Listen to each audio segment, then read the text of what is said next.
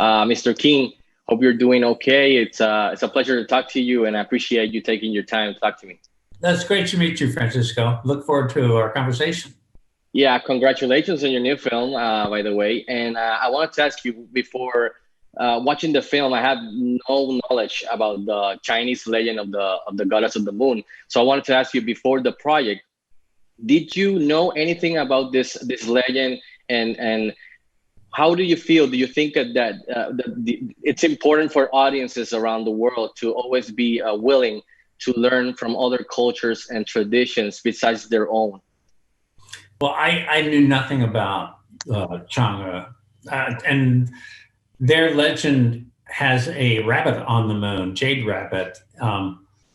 I never could see the man on the moon. That was what I heard. And now I look at the moon, I go, no, there's a rabbit there. I see Jade Rabbit with his mortar and pestle. You can see the ears clearly. I don't know if you can, but I can really see it. And I can imagine on the dark side of the moon is Lunaria and the goddess Chang'e. I am so thankful that this story was given to me in my hands to be able to be my first film that I was directing. I didn't know about the Chinese culture, so I went there, and it was so beautiful. This tiny little town. It's the thing that we created in our film, this town of Wuzhen, and it was all of my senses were alive. It's like every smell, every sound, what I could taste, what I could touch, what I could hear. These are the things that were in that story, and more wonderful than that was meeting the people, sitting at a dinner table with the family, the grandparents and the aunts and the uncles, and the food. Oh, the food was so wonderful.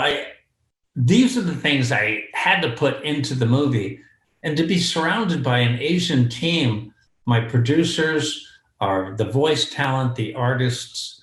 I felt like I was marinating in the Asian culture, China, and every part of me wanted to share it. This story, it's going to be a universal story now. I hope that everybody will know about Chang'e. That sounds wonderful, and now I'm hungry, sir. Was the did you guys was the film complete before the pandemic hit? And can you tell me a little bit about the challenges that COVID-19 had on the film, and how you guys managed the process to finish the film? The pandemic hit at the worst moment on our movie. We were deep into tightest deadlines. Every Friday was another deadline in order to get this movie done. I remember Thursday morning, 11:30 in the morning, my producer, Jenny, said, Netflix is shutting down. We all have to leave the building now, like right now. And so I haven't been back since. Everybody cleared out. Coffee cups are still there with coffee. Coats are still on the chairs. And we all went to our homes. And the next day was the deadline, and the following week. But I mean, Francisco, what was incredible was the fact that we hit those deadlines. I went up to the mountains near here with almost no internet.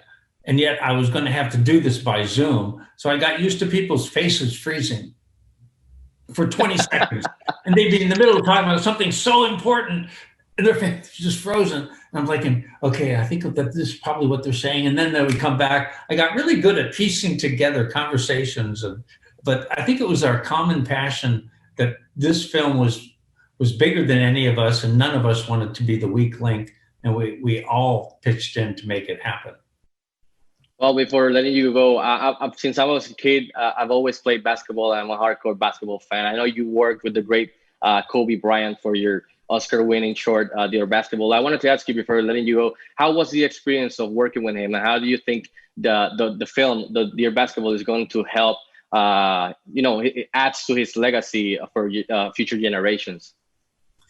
I remember, I'll never forget Kobe calling. I mean, I really do believe the best things in life are a gift. The opportunity to direct this film Kobe calling and asked me to do Dear Basketball.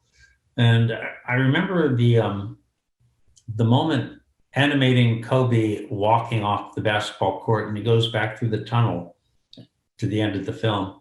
And I animated him going into the shadows. And I thought, this is not right. No.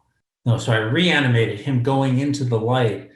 And I remember saying to our team, I hope Kobe doesn't mind, because it looks like he's like going to heaven. And this crazy year started for me.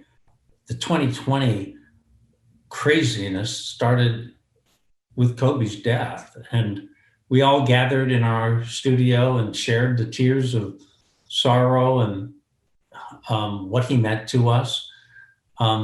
Very much we were living out the journey of this film, of dealing with those difficult things like loss and pain. Well, thank you, sir, for answering that. I appreciate it. And congratulations on your new film. I really enjoyed it. And please stay safe, sir. Appreciate it. Thank you very much. It's great Bye-bye. talking. Bye-bye.